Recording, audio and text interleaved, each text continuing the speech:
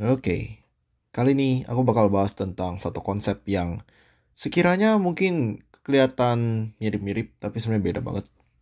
Mungkin agak tricky untuk yang baru pertama kali belajar. Jadi kita langsung masuk aja ke homologi dan analogi. Satu konsep penting di evolusi yang mungkin kelihatannya mirip-mirip. Jadi, apa sih bedanya homologi dan analogi itu? Konsepnya tuh gini, kita mulai dulu dari homologi ya. Suatu homologi itu biasanya ada nih suatu sifat. Misalnya kita ada pohon filogenetik ya. Ini ada pohon, kita ada cabang yang gini. Mungkin kita cabang seperti ini. Kita ada cabang. Jadi bilanglah ini ada spesies A, B, C, D, E, dan F. Gitu. Nah, sebut saja bahwa di cabang ini, aku kasih tanda merah. Misal di titik sini itu ada suatu sifat. Kita bilang ini sifatnya sebagai sifat X. Di mana sifat X ini diturunkan kepada semua anggota sini. Jadi spesies B, C, D, dan E, dan F semua punya sifat X ini. Gitu. Mereka ini punya sifat X. Tapi sifat X ini sebenarnya gak mirip-mirip banget gitu antara B, C, D, E, dan F gitu. Jadi sifatnya diturunkan karena mereka sharing satu common ancestor yang sama. Jadi mereka ada common ancestor bersama di sini kan kita bilang sebagai MRCA, most recent common ancestor. Jadi mereka ada nenek moyang bersama. Karena mereka punya nenek moyang bersama, mereka sharing sifat yang sama. Tapi apakah sifat ini beda? Bisa jadi sifatnya berbeda-beda. Kayak belum tentu ini tuh di-retain X itu seperti itu. Seperti pada saat masa nenek moyang mereka gitu. Bisa saja ini menjadi X1, X2, X3, X4, dan X5. Di mana ini adalah struktur derivatif dari X. Di mana mereka masih punya struktural yang mirip, tapi bisa jadi secara fungsional berbeda. Mari aku bakal jelasin tentang fungsinya lebih lanjut nanti. Sekarang aku mau kontras dengan analogi. Oke, jadi ini konsep dari homologi, di mana ada suatu sifat ancestral yang diturunkan ke semua anakannya. Mari kita lihat analogi. Gimana dengan analogi? Pada konsep analogi, kita gambar pohon yang sama aja ya. Ini jadi masih ada A, B, C, D, E, dan F. Jadi B, C, D, E, dan F. Ternyata, sebut saja bahwa spesies B sama spesies E misalnya gitu. Spesies B dan E, ini mereka hidup di kondisi yang sama. Jadi mereka punya tekanan evolusioner, mereka punya tekanan ekologis, dan juga kondisi hidup yang kurang lebih sama. Jadi mereka, gimana bilangnya, tekanan hidupnya sama. Terkadang, kalau mereka punya masalah, solusinya bisa jadi satu, gitu. Solusinya bisa jadi satu aja untuk memecahkan masalah ini, gitu. Dan ternyata, B dan E, mereka berdua pakai solusi yang sama. Mereka menghasilkan solusi yang persis, gitu. Kita bilang solusinya sebagai misalnya Y gitu. Jadi mereka menghasilkan solusi yang sama Y yang kebetulan solusi ini untuk memecahkan tekanan hidup ini. Jadi kita bisa melihat ada sifat Y. Sifat Y itu muncul secara independen di mana? Yaitu di E, terus di B muncul sendiri gitu.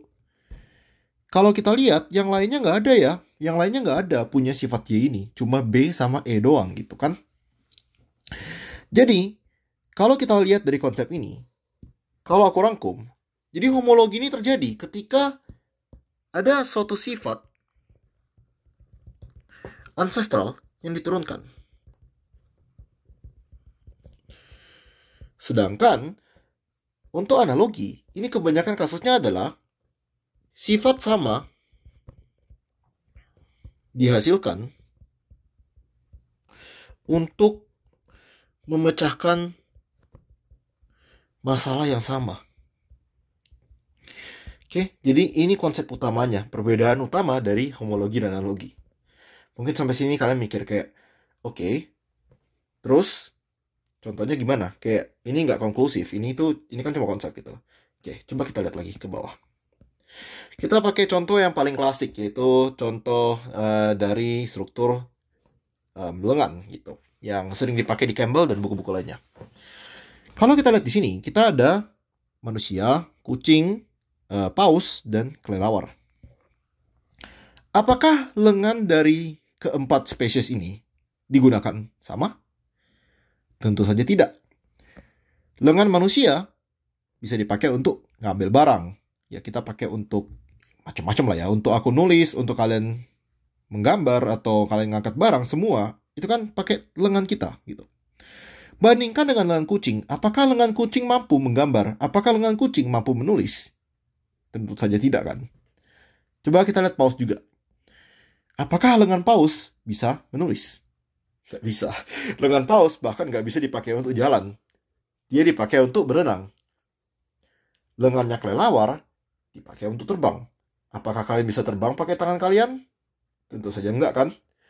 Jadi di sini kita bisa lihat bahwa mereka punya fungsi berbeda. Yang satu untuk terbang, yang satu untuk berenang, yang satu untuk jalan, yang satu untuk megang. Ya kan? Tapi perhatikan bahwa secara struktural mereka itu kurang lebih sama. Mari kita lihat. Kita ada tulang lengan atas humerus. Sama ya, ini semua ada lengan atasnya juga. Tapi panjang dari lengan atasnya itu berbeda-beda. Kita bisa lihat ya, lengan atasnya manusia segini, kucing itu segini, pausnya kecil banget. Kalau kelelawar ya ada lah ya gitu. Terus kita lihat ke bawah, kita ada dua tulang lengan bawah. Ada radius dan ulna. Radius, ulna. Radius, ulna, radius, ulna. Easy, gampang ya. Lalu ke bawah kita ada tulang karpal, pergelangan tangan, terus ada tulang metakarpal dan falang. Ya kan? Kita bisa lihat semua sama. Jadi kita bisa lihat bahwa ketika struktur mirip. Kenapa strukturnya mirip? Karena sifat ini diturunkan dari nenek moyang yang sama, gitu. Diturunkan dari nenek moyang yang sama. Makanya mereka punya struktural yang mirip. Tapi apakah mereka secara fungsional mirip? Enggak ya. Karena kalau kita lihat di pohon evolutionary-nya, semua member-member di sini, human, cat, whale, and bat, itu kebetulan mereka contoh dari mamalia sih. Tapi ini adalah sifat yang diturunkan dari tetrapoda. Jadi semua tetrapoda, jadi semua ini nenek moyang bersama ada di sini ya, nenek moyang bersama di sini, si MRCA-nya di sini, dan semua turunannya bakal punya ciri khas, yaitu pola tangan seperti ini. Oke, ini adalah contoh dari homologi. Seperti aku bilang di atas, sama ya konsepnya. Kita ada satu nenek moyang bersama, di mana sifat itu pertama kali diderive, dan semua sifat itu diturunkan ke semua anakannya. Tapi apakah sifat yang dimiliki semua anakannya mirip? Belum tentu. Secara struktural bakal ada kemiripan gitu. Oke, ini homologi. Next, kita coba lihat analogi. Loh, kok ini diagramnya kurang lebih sama ya? Oke, jadi di sini coba kita fokus dulu di diagram sebelah kiri. Ini kan tadi aku bilang ya sebagai contoh dari homologi. Kita ada manusia, burung, dan kelelawar. Seperti kita bisa lihat struktur tulangnya ya sama ya. Tapi ini juga contoh dari analogi. Kita abaikan manusia di sini. Kita coba bandingkan tulang dari bentuk sayap dari burung dan kelelawar. Kita bisa lihat ada perbedaan. Yaitu sayap burung, kita bisa lihat tulang-tulang jarinya itu pendek. Sedangkan kalau kelelawar, tulang-tulang jarinya itu panjang. Gitu. Kita juga tahu bahwa burung itu ya aves gitu kan. Dia sister taxa dari reptil gitu kan. Bukan sister taxis, tapi bagian dari reptil, sorry. Maksudku lebih, ya burung itu kan bagian dari reptil gitu. Sedangkan kalau si kelelawar itu dia placental mammals. Dia mamalia yang punya placenta. Dua kelompok yang tidak berhubungan dekat gitu ya. Jadi ceritanya nih, dulu burung ini menghasilkan sayap. Terus kemudian si kelelawar juga ngasilin sayap. Jadi dua sifat secara independen muncul di burung dan muncul di placental mammals. Buat apa? Buat memecahkan masalah yang sama, yaitu mereka butuh terbang kan untuk mencari makanan dan lain-lain. Lebih uniknya, lebih lanjut lagi, kalau kita lihat di sini, aku ada Pterosaurus, kelelawar, burung, dan capung. Kalian bisa lihat bahwa sayap dari Pterosaurus itu dia beda banget ya sama yang lain. Kita bisa lihat bahwa dia ada 3 jari, terus habis itu satu jari panjang banget bentuk membran sayapnya gitu. Bandingkan dengan bentuk sayap kelelawar, bandingkan dengan sayap burung. Ya, jadi si Pterosaurus ini kan reptil gitu kan. Dia masuk di reptil. Aku nggak yakin. Kayaknya cabang sendiri lah. Aku gambar lah ya. Ini Pterosaurus. Aku nggak yakin dia tuh di mana di reptil. Ya aku gambar aja. Jadi sifatnya muncul sendiri di Pterosaurus juga. Karena mereka ada tekanan hidup yang sama. Jadi ngasilin sayap. Sama juga nih di capung. Capung di mana? Capung bahkan nggak ada di sini. Gambar sini ya. Capung. Capung apa? Insekta. Insekta itu arthropod. Jadi sifat sayap itu muncul setidaknya 4 kali di hewan, ya kan? Jadi ini adalah analogi. Kita lanjut ke contoh yang lebih lanjut lagi. Misal kita lihat bunga. Apakah bunga ini suatu homolog atau analog? Kita bisa lihat struktur bunga yang luar biasa diverse. Ya ini ada bunga apa ya namanya? Bunga dari vines gitu, aku lupa namanya. Terus habis itu bunga markisa ya kalau nggak salah. Ya bunga markisa. Terus habis itu kita ada bunga daisy, ini bunga ini. Terus habis itu bunga dari rumput-rumputan dan bunga dari bunga bangkai. Kita bisa lihat bahwa oke, mereka kelihatan beda. Tapi mereka disusun dari struktural yang kurang lebih sama. Gitu kan. Struktural yang kurang lebih sama. Meskipun cara mereka mungkin berbeda, mungkin yang kedua ini dipolinasi oleh serangga, ini oleh angin, ini oleh ya lalat gitu kan. Mereka manggil polinasi lalat gitu. Ini adalah contoh dari homologi juga. Kenapa? Karena struktur bunga ini adalah struktur bersama yang derive dari satu ancestor, yaitu di mana? Dari ancestor Angiosperma. Ups. Jadi dari nenek moyang bersama semua tumbuhan. Nih dari sini ya, semua nenek moyang bersama dari tumbuhan berbunga, semua anakannya pasti punya bunga gitu. Oke. Jadi ini contoh dari homologi. Kita lanjut lagi ke bawah. Aku di sini punya laba-laba, daddy long legs. Ini namanya daddy long legs. Fun fact, mereka bukan laba-laba. Meskipun kelihatannya kayak laba-laba, mereka bukan laba-laba. Ini kita ada scorpion, dan ini ada whiptail scorpion, yang sebenarnya bukan scorpion. Ini bukan kalajengking. Satu hal yang ingin aku point out di sini adalah ini. Jadi coba kita lihat dari laba-laba dulu. Laba-laba itu punya berapa? Punya 8 kaki ya. 1, 2, 3, 4. 1, 2, 3, 4. Kalau kalian perhatiin juga bahwa semua hewan di sini punya 8 kaki. Jadi ini juga laba-laba. Ini kan ini juga 1, 2, 3, 4. Ini juga 1, 2, 3, 4. 1, 2, 3, 4. Mereka hewan apa? Mereka itu dari klat yang sama. Cuman aku mau nunjukin satu struktur yang dimiliki oleh mereka semua. Struktur itu yang kita kenal dengan nama pedipalps. Perhatikan bahwa pedipalps pada kalajengking itu berbentuk sebagai capit. Pedipalps pada whiptail scorpion itu dia berbentuk seperti gimana ya describe ini? Ya itu kayak gitulah, kayak cambuk gitu, kayak cambuk berduri. Pedipalps pada daddy long legs ya bentuknya gini doang. Terus kita lihat lagi pedipalps pada tarantula ya seperti ini. Ini tarantula betina. Sedangkan pada laba-laba dan tarantula jantan itu pedipalpsnya bentuknya kayak gini. Jadi pedipalps ini kalau pada ini dari long legs dan juga si tarantula betina itu gunanya cuma untuk organ sensorik doang, untuk merasa sekitarnya. Sedangkan pada laba-laba jantan ini tuh ternyata merupakan organ kopulatori. Jadi ini digunakan untuk insersi sperma pada betina. Jadi ketika laba-laba mau kawin, mereka bakal keluarin spermanya dan spermanya bakal ditaruh di pedipalpsnya sini, disimpan di pedipalps sini, dan pedipalps ini digunain untuk masukin spermanya ke betina. Sedangkan kalau di kalajengking, kayaknya kalian udah paham ya fungsi dari pedipalps ini apa? Yaitu untuk mencari mangsa. Sama, ini juga untuk mencari mangsa. Jadi si pedipalps ini merupakan, kalau kalian bisa lihat ya, strukturnya sebenarnya mereka punya struktur dasar yang sama, tapi punya fungsi yang berbeda-beda. Struktur ini diturunkan dari nenek moyang bersama Chelicerata. Jadi dari nenek moyang bersama sini diturunin ke semua anggotanya. Nah, dari sini mungkin kalian bakal mikir kayak gimana dong cara ngebedain homologi dan analogi? Coba kita lihat ke bawah dulu. Coba kita lihat contoh dari analogi dan kita coba deh kita logika. Apa sih perbedaan? Gimana sih cara kalian cari tahu bahwa ketika apakah suatu sifat tuh apakah dia homolog atau analog gitu? Sebenarnya ya cara yang paling konklusif adalah kalian harus tahu hubungan kekerabatan mereka dan gimana sih sifat tuh muncul. Tapi tanpa kalian mengetahui itu, ada cara lain untuk cari tahu. Oke, coba kita bahas lagi lanjut di bawah nih. Ini adalah contoh analogi. Aku ada beberapa serangga di sini. Coba lihat persamaan apa yang mereka punya di sini. Kita lihat tadi mantis. Coba perhatiin tangan depannya. Kalian tahu kan fungsi tangan depannya untuk apa? Yaitu untuk nangkap mangsa. Terus aku ada lalat. Coba lihat tangan depannya. Mirip ya. Kita juga ada serangga lain. Ini namanya mantid fly. Mantid fly itu sama sekali gak ada hubungannya sama mantis. Dia punya tangannya kayak gitu juga.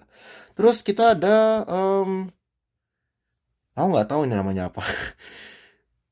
Aku bilang aja nama latinnya Belostomatidae, di mana dia punya tangan yang kurang lebih sama. Tangan ini semua diciptakan, kita punya istilah untuk ini, nama tangan ini namanya raptorial arms, karena tangan ini itu digunakan untuk menangkap mangsa.